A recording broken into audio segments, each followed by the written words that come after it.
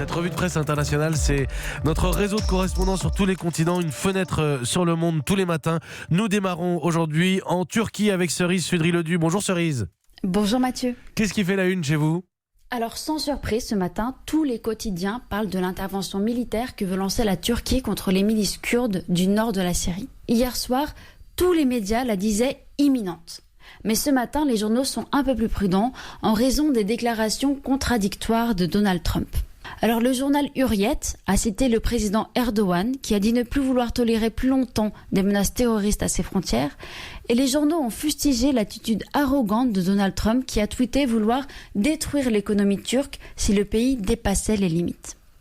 Alors si la perspective d'une opération militaire semble s'éloigner, une chose est sûre, et c'est rapporté par le quotidien Yeni Shafak, des troupes supplémentaires se sont massées à la frontière turque. Merci Cerise Sudry-Ledu. Nous partons pour Israël à présent avec Marie Nigli. Bonjour Marie. Bonjour Mathieu. De quoi est-ce qu'on parle chez vous ?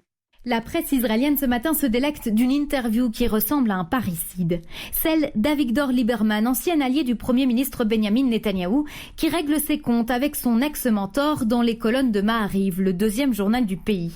Netanyahou est incapable de comprendre des concepts comme l'amitié ou la loyauté, déclare-t-il, ou encore le parti du Premier ministre. C'est un ramassis de magouilleurs, selon lui. Des petites phrases assassines publiées la veille de Yom Kippour, la fête juive du Grand Pardon, avec un message. Netanyahou, qui tente depuis les législatives du 17 septembre de former un gouvernement, ne pourra pas compter sur Avigdor Lieberman. Il était pourtant son partenaire naturel, rappelle le Times of Israel.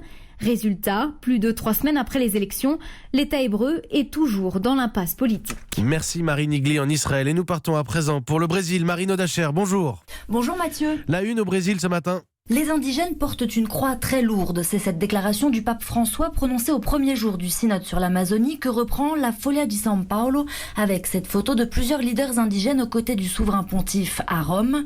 La presse rapporte également qu'un groupe d'Indiens d'Amazonie a déroulé une banderole contre le vol, la dévastation et l'invasion des terres indigènes dans la basilique Saint-Pierre.